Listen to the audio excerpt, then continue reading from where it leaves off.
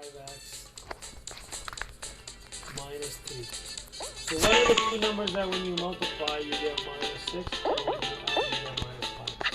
Of course it's minus 3 and minus 2, right?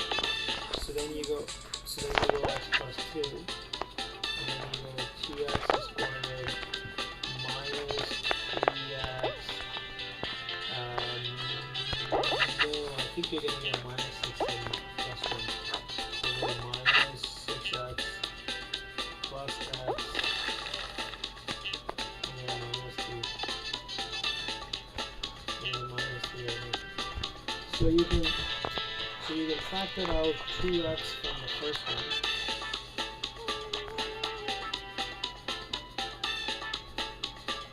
And you get what? 2x minus 3? No, 2x minus 3. And you can factor out plus 1 for the second one. And you get x minus 3. So this is something that I would assume that you would get. I could almost bet that you won't get the first one. So then your answer would be x plus 2. And you dust. Dust, you know, dust. And then x minus 3. Okay.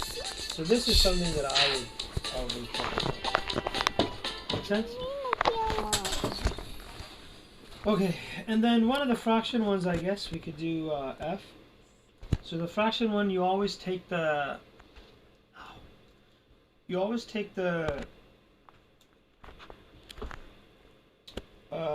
we take the big one or do we take the small one? I think you take the big one, I think.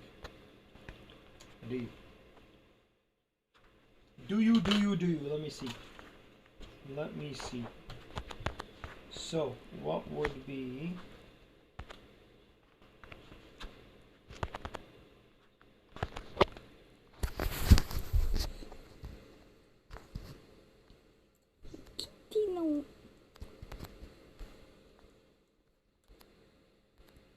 No, you take the small one. So you have 7 over 2 and you have 3 over 2, okay? So you take the small one. Okay, you take the small one out. So then you take x to the power 3 over 2 out. So if you did 7 over 2 minus 3 over 2 and you calculate it, you're going to get 2. So you're going to get x squared here. And oh, you also have a fraction, by the way. Okay, you also have a fraction here, 1 over 3. So you pull that one out too, by the way. Okay, you pull that one out. So then you would put a 3 there. Okay? Then you would put a 3 there. Then you would put a 3 there. And then the only thing you have left here is basically x minus 2. That's it. That's all you got. So then see if you can factor the inside. So what are the two numbers that when you multiply you get minus 6? When you add you get plus 1. I guess it would just be 3 and 2. So then you go 3x squared plus 3x minus 2x minus 2, and then 1 over 3 x to the power 3 over 2. So then you can factor out a 3x from there, and then you get x plus 1. Don't and you'll get minus 2 actually out of that. And you'll get x plus 1. And then you'll get 1 over 3 x to the power 3 over 2. You'll get x plus 1. And you'll get 3x minus 2. So the trick was to pull out the smaller fractions. Okay? Smaller fractions. So pull out 7 over 2.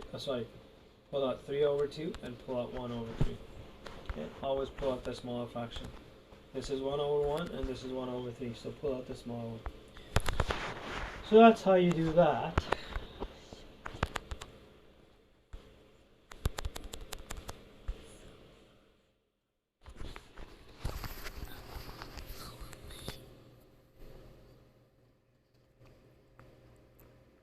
Rationalizing is good, eh? You have questions what the minuses is. Which one do you take out? So you take out minus or plus? You take out the minus. And then what happens to the plus? You just subtract. say you have this. Say you have x2, and say you have x minus 2. So you take out x minus 2. So what's left here? Easy. Go, what's 2 minus minus 2? 0. 4.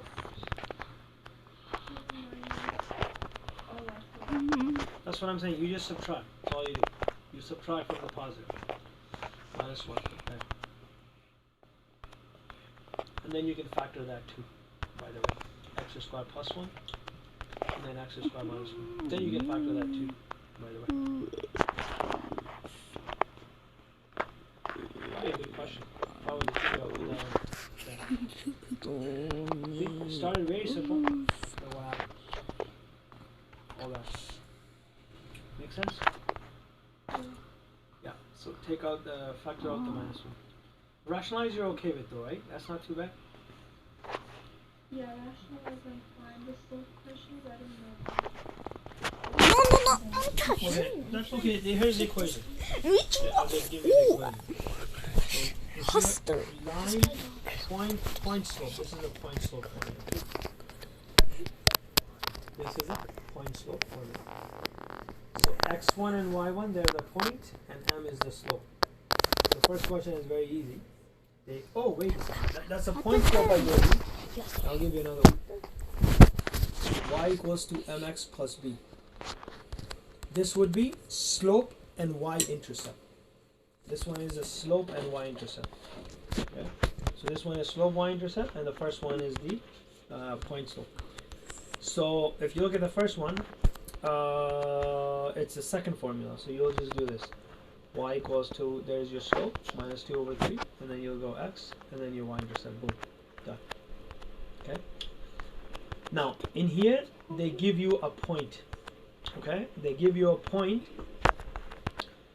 and then they're telling you it's perpendicular to this line, okay? The line that goes through those 2 points. So if you have a 2 point, you can find the slope. Here's the formula for the slope. So the formula for the slope is rise over run. Okay, that's the formula, rise over run. Or if they give you 2 points, you go y2 minus y1 over x2 minus x1. Okay, so you can find the slope of this line right here. Okay, let's find it. So I'm going to go in my calculator, and I'm going to go in brackets. I'm going to go y2, which is 1 minus y1, which is minus minus 2, and then divided by x2 minus x1, which is 1 minus 5. So the slope that I get here, the slope I get here is minus 3 over 4. So the slope of this line is minus 3 over 4. But what they're saying is that your line passes through this point. So the line that you need to know passes through this point. Which means you'll need the formula. You'll need this formula, the first formula, the point formula. So the point formula goes like this. So you go y minus, your y1 is 2. So you go y minus 2 equals to slope, which we don't know. So let's put a question mark here. And then x minus x1. So x minus, your